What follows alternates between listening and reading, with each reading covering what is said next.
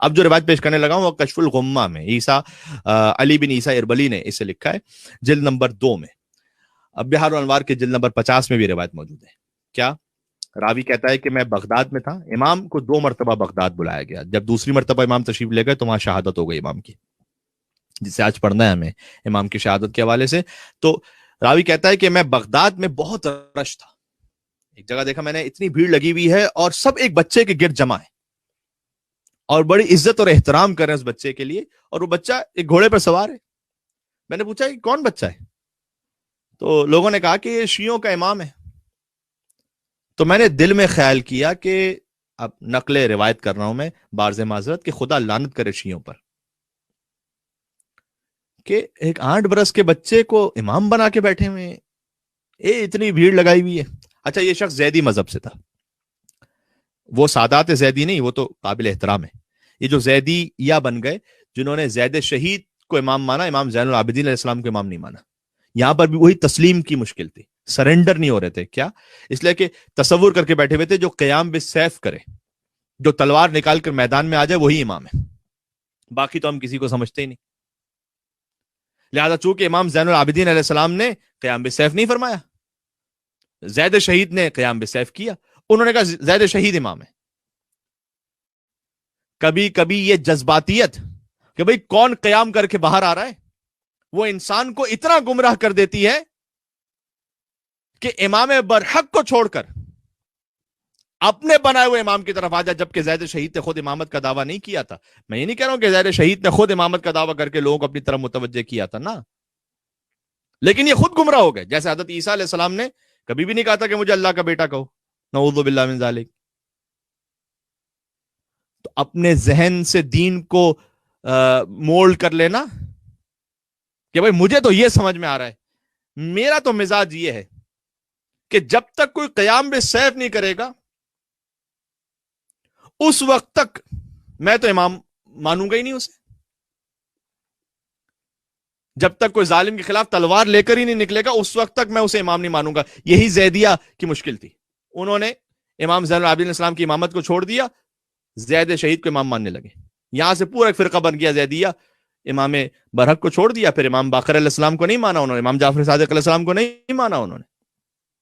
یہی تو مشکل ہو گئی. اب یہ شخص کہتا ہے کہ میں زیدی مذہب سے ہوں, میں دیکھ رہا ہوں کہ شیعہ ایک 8 برس کے بچے کو امام مان رہے ہیں. وہ تسلیم نہیں ہے ان میں, زیدی مذہب والوں میں اس وقت جو معاملہ تھا وہ یہ کہ ہماری اپنی مرضی سے کیا امام اصول کو طے کریں گے کہ جو ہم لوگوں کی خواہش ہے تو اچھا ٹھیک ہے میں قیام کر لوں. نہ, موقع ہوتا ہے ہر چیز کا, حکم خدا ہے. اس وقت امام زین العابدین السلام نے فقط رو کر عزاداری کر کے سمجھایا, پیغام کو پہنچایا, صحیفہ سجادیہ کی دعاؤں کے ذریعے سے پیغام پہنچایا. قیام کرنا مناسب نہیں سمجھا امام نے. تو جیسے ہی وہ شخص کہتا ہے میرے دل میں خیال آیا, یہ تو شیعوں کو لعنت بھیج رہا ہے نا, کیونکہ یہ زیدی ہے خود, شیعوں کو لعنت بھیج رہا ہے. وہی میں بار بار وضاحت کر رہا ہوں کہ زیدی سادات والے نہیں, وہ تو بہت قابل احترام ہے. میں زیدیہ مذہب والوں کی بات کر رہا ہوں. تو اس جگہ شیعوں پر لعنت ہو, امامیہ پر لعنت, یہ روایت میں. تو کہتے جیسے ہی میرے دل میں خیال آیا نا, تو اس 8 برس کے بچے نے میری طرف دیکھا اور کہا یا قاسم ابن عبد الرحمن, اے قاسم ابن عبد الرحمن, میرے نام سے مجھے پکارا.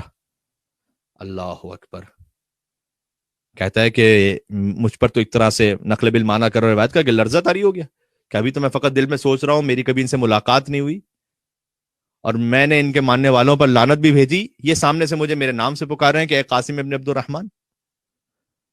امام نے کہا اے قاسم ابن عبد الرحمن, قرآن کہتا ہے جب حضرت صالح علیہ السلام نبوت پر پہنچے تھے تو بہت سے لوگ کہہ رہے تھے کہ ہم عام بشر, ایک عام انسان کا اتباع کرنے لگے.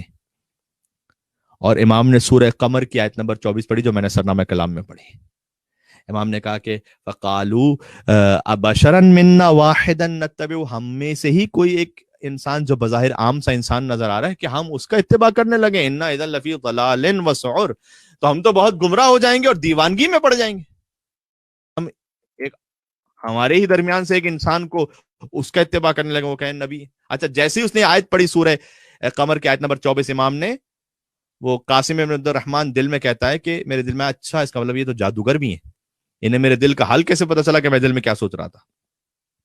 جیسے ہی دل میں خیال آیا کہ یہ تو جادوگر ہے، امام نے فوراً اگلی آیت پڑھی، سبحان اللہ۔ امام نے کہا اَأُلْقِيَ الذِّكْرُ عَلَيْهِ مِن بَيْنِنَا بَلْ هُوَ كَذَّابٌ أَشِرٌ، کہ وہ حضرت صالح علیہ السلام کی قوم والے کہہ رہے تھے کہ کیا ہم میں سے اس پر وحی بھیجی گئی ہے کہ جو جھوٹا ہے اور لمبی لمبی باتیں کرنے والا ہے؟ آگے اللہ نے کہا ہے کہ ان قریب انہیں معلوم ہو جائے گا کہ کون بڑا جھوٹا ہے، کون شیخی خور ہے۔ جیسے ہی امام جواد علیہ السلام نے مجھے دیکھ کر یہ آیت پھر پڑھی، میں نے کہا نا، معاملہ جادوگری کا نہیں ہے۔ فنصرف، تو میں منصرف ہو گیا۔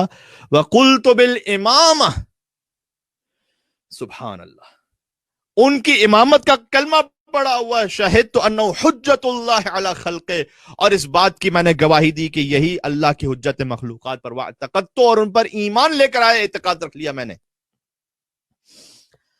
سبحان اللہ۔ امام جواد نے اس طرح سے اپنی امامت کو سمجھایا۔